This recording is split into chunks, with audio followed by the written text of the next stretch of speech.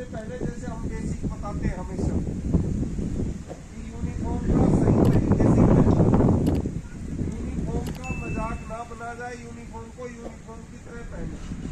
हम लोग कोई पुराने टाइम पे जैसे रखते थे वो चौकीदार नहीं है, हम सिक्योरिटी प्लस गार्ड दोनों है। ठीक है, हमारे को यहाँ पे हर किसी को चेक करना, हर किसी से पूछना कहाँ जाना है, हमारे को अधिकार दिया हुआ है। तो हम पूछने के जैसे होने तो चाहिए, हमें बेस्ट तरीके से यूनिफॉर्म को पहने हुए आई कार्ड अप्लाई किए हुए खड़े होंगे तब तो कोई समझेगा कि ये सिक्योरिटी है। तो ड्यूटी पे टाइम से आना, सही तरीके से यूनिफॉर्म पहनना और अपनी पोस्ट पे आना। उसके बाद अपनी पोस्ट अर्थात जहाँ पे आप डिप्लॉय है, जिस अपार्टमेंट में, जिस संस्था में, जिस इंस्टीट्यूट में जहाँ पे आप डिप्लॉय हो, उसका पूरा लोकेशन आपको पता होना चाहिए। गेट कहाँ कहाँ पे है, कहाँ पे किसका ऑफिस है, हॉस्टल कहाँ है, इसमें कहाँ कहाँ से रास्ते हैं, फेंसिंग कहाँ पे कैसी लगी है, ये सारा लोकेशन हमारे सिक्योरिटी को पता होना चाहिए। भाई जो कोई आएगा पूछेगा आपसे, गेट से पूछेगा ना, ऑफिस पूछेगा, आपको ऑफिस का पता ही नहीं है। नया आदमी हो सकता है, 1 2 3 4 दिन, 1 वीक में कम से कम उसको ये सारी चीज हमें याद कर लेनी चाहिए। उसके बाद आती है हमारी सिक्योरिटी की ड्यूटियां। सबसे पहले हम करते हैं पर्सनल सिक्योरिटी। पर्सनल सिक्योरिटी मतलब कोई भी आदमी गेट से अंदर आता है, हमारी सिक्योरिटी को पता होना चाहिए ये कौन है, स्टाफ से है या कोई स्टूडेंट है या कोई विजिटर आए हैं या कोई बिजली वाला काम करने के लिए आया है या प्लम्बर, मतलब कोई भी आदमी आया है उसका पता होना चाहिए, उसकी एंट्री होनी चाहिए और अंदर कंफर्मेशन होना चाहिए एडमिन को कि सर विजिटर आए हैं, एंट्री कर लिया है सर, भेजूंगा। ठीक है, तो कोई भी आदमी एंट्रेंस होता है या अंदर से बाहर जाता है, आपको ये पता होना चाहिए कौन आदमी है। यदि आपको पता नहीं है, आपको रोकना है, पोलाइटली भाषा में, विनम्र भाषा में पूछना है, सर प्लीज कहाँ जाना है, और एंट्री करना अपने विजिटर रजिस्टर में और अपने सुपरवाइजर को इंफॉर्मेशन देना है। ठीक है, दूसरी सिक्योरिटी हम क्या करते हैं, दूसरी हम सिक्योरिटी करते हैं गाड़ियों की सिक्योरिटी, व्हीकल सिक्योरिटी। कोई भी गाड़ी, जैसे स्टाफ की गाड़ी है, अपने जहाँ इंस्टीट्यूट की गाड़ी है, स्टिकर लगे हैं, आप पहचानते हो, गेट खोलिए छोड़ दीजिए। लेकिन जिस गाड़ी में स्टिकर नहीं है, जिस गाड़ी को आप नहीं पहचान रहे हो, गाड़ी को खड़ा करवाइए, पूछिए, एंट्री करवाइए, अंदर कंफर्मेशन कीजिए कि सर ये विजिटर, ये सर इनसे मिलना चाहते हैं, आने दें या नहीं, और तब जो है आप एंट्री करके उनको छोड़ना है, ऑफिस बता देना है। ठीक है, तीसरी सिक्योरिटी हमारी होती है जो हम करते हैं मटेरियल की सिक्योरिटी, मतलब सामान की हम सिक्योरिटी करते हैं। सामान की सिक्योरिटी, कोई भी सामान, घर से जब कोई सामान बाहर जाता है उसका गेट पास बनता है। गेट पास की हमारे को जानकारी होनी चाहिए। गेट पास मुख्य रूप से 2 प्रकार के गेट पास बनते हैं। नंबर 1 रिटर्नेबल गेट पास और नंबर 2 नॉन रिटर्नेबल गेट पास। मतलब एक वो गेट पास जो जा रहा है सामान, कहीं कोई दूसरे इंस्टीट्यूट में जा रहा है या रिपेयर के लिए जा रहा है या कोई काम के लिए जा रहा है, वो वापस आएगा इंस्टीट्यूट में, उसको कहते हैं वापस आने वाला गेट पास, रिटर्नेबल गेट पास। और उसको हमें एंट्री करना चाहिए रजिस्टर में और वो सामान होना चाहिए, गेट पास हमारे पास होना चाहिए।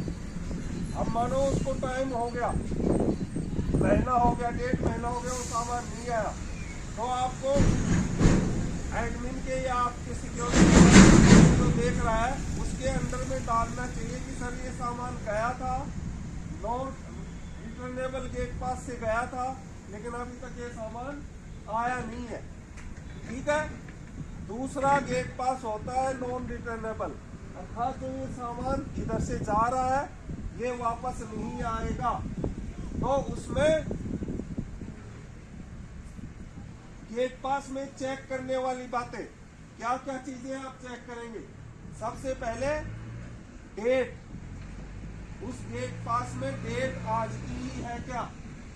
दूसरा साइनिंग अथॉरिटी, उसमें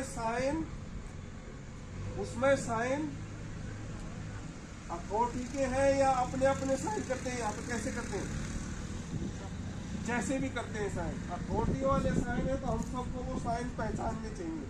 उसके अलावा साइन है तो आपको गेट पास से सामान बाहर नहीं जाने देना चाहिए। ठीक है।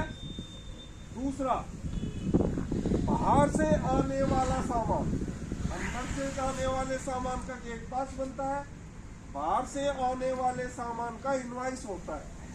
जैसे मान लो इंस्टीट्यूट ने कोई सामान मंगवाया है, बाहर से गाड़ी से सामान आया है, आपके पास गाड़ी साइड में खड़ा करवाइए, उसके कागज चेक कीजिए कि हाँ जी ये सामान है, ये इंस्टीट्यूट के लिए मंगवाया गया था। उसके बाद आप, मेरा कहने का मतलब लगभग सुपरवाइजर ज्यादा इन्वॉल्व है इसमें, क्योंकि ये ड्यूटी सुपरवाइजर की है। आप कागज को चेक कीजिए, आप देखिए क्या सामान है और अंदर कंफर्मेशन कीजिए एडमिन से कि हमने वो सामान मंगवाया है या नहीं मंगवाया है, और उसको अंदर से कंफर्म कीजिए। जब अंदर से कंफर्म हो जाता है कि हाँ ये सामान हमारे इंस्टीट्यूट ने मंगवाया है, तो आप गाड़ी में जाकर के उस इनवॉइस के अनुसार सामान को चेक कीजिए, क्या वही सामान है, उसके अलावा कोई सामान है तो आप बाहर ही उतरवा दीजिए। गाड़ी अंदर आने दीजिए, जहाँ तक अथॉराइज एरिया है वहाँ पे गाड़ी खड़ा करवा दीजिए। ठीक है। ये है बाहर से आने वाला सामान। इसके बाद हम वैसे यदि देखा जाए तो लगभग पूरे इंस्टीट्यूट का हर चीज को बारीकी से देखना, चेक करना हमारी ड्यूटी है। हम ये नहीं बोल सकते कि ये कोई अलग आदमी था तो हमारी कोई ड्यूटी नहीं है, वो कहीं भी घूमे या कोई भी चीज ले जाए, कुछ ले जाए, कोई मतलब नहीं। हर चीज को, हर आदमी को, हर गाड़ी को हम चेक कर सकते हैं, हमें चेक करना चाहिए। जिस पे डाउट होता है, जिसको नहीं पहचानते, कोई भी चीज को आपको चेक करना चाहिए, और आपको कुछ समझ में नहीं आता अपने सुपरवाइजर को रिपोर्ट करना चाहिए कि सर ये देखिए क्या है। ठीक है। इसके बाद हमारी और ड्यूटी क्या आती है? गाड़ियों की ड्यूटी, आदमी की ड्यूटी, सामान की ड्यूटी। उसके बाद हमारा आता है पब्लिक रिलेशन। बाहर की जनता से, बाहर के आदमियों से या किसी भी आदमी से हमारा व्यवहार बिल्कुल विनम्र होना चाहिए, बिल्कुल पोलाइटली हमारा व्यवहार होना चाहिए। सर प्लीज आपकी क्या हेल्प करो, सर आपकी क्या सहायता कर सकता हूँ, सर कृपया आपको कहाँ जाना है, और विनम्रता से बात करके एंट्री भी करना है और विनम्र भी रहना है। हमने अपनी ड्यूटी भी करनी है। ठीक है।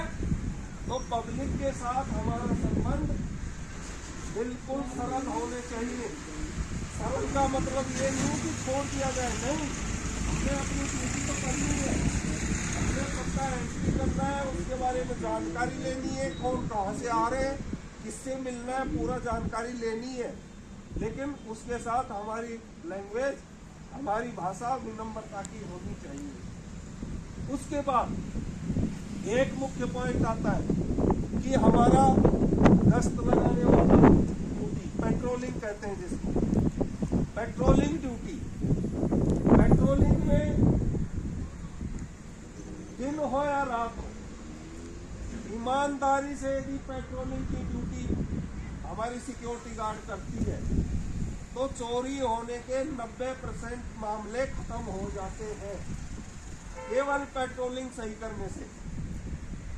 फोन में लग करके आपस में बात करते हुए या तो नीचे देखते हुए चले जा रहे हैं, कोई मतलब नहीं साइड में क्या हो रहा है। इस तरह से यदि आप गश्त लगाते हो, इस तरह से यदि पेट्रोलिंग करते हो, तो पेट्रोलिंग करने का कोई फायदा नहीं है। पेट्रोलिंग के कुछ वसूल हैं, पेट्रोलिंग के कुछ पॉइंट हैं जिनको हमें हमेशा याद रखना चाहिए। नंबर 1, पेट्रोलिंग का टाइम रोजाना अलग अलग होना चाहिए। आज 10 बजे गए, कल 9:45 चले जाओ, परसों 9:30 चले जाओ, उसके बाद 10:15 चले जाओ। मेरा कहने का मतलब, जब आप एरिया में घूमते हो तो किसी भी बाहरी बंदे को ये पता नहीं चलना चाहिए कि ये गार्ड किस टाइम पे घूमते हैं। मतलब किसी भी टाइम पे हम उसको घूमते नजर आने चाहिए। कोई एक टाइम हमारा नहीं है कि यहाँ से गेट से 11 बजे शुरू करेंगे तो रोजाना 11 बजे जाते हैं। कोई भी चोरी करने वाला, कोई भी बदमाशी करने वाला बंदा पहले हमारी एक्टिविटी को देखता है, पहले हमारे ड्यूटी करने के तरीके को देखता है। हम कब कब बैठ जाते हैं, हम कब कब खड़े रहते हैं, हम राउंड कब लेते हैं, ये सारी चीजें वो पहले नोट करता है। इसलिए किसी की नॉलेज में ये ना जाए कि हम यहाँ से कब राउंड शुरू करते हैं, या यहीं से शुरू करते हैं या वहाँ से शुरू कर देते हैं। तो इस तरह का किसी को पता नहीं होना चाहिए। ये था हमारा मुख्य सिक्योरिटी की ड्यूटी। इसके अलावा क्लाइंट का यदि कोई पॉइंट है तो हमें उसको ओबे करना चाहिए, उसको कोशिश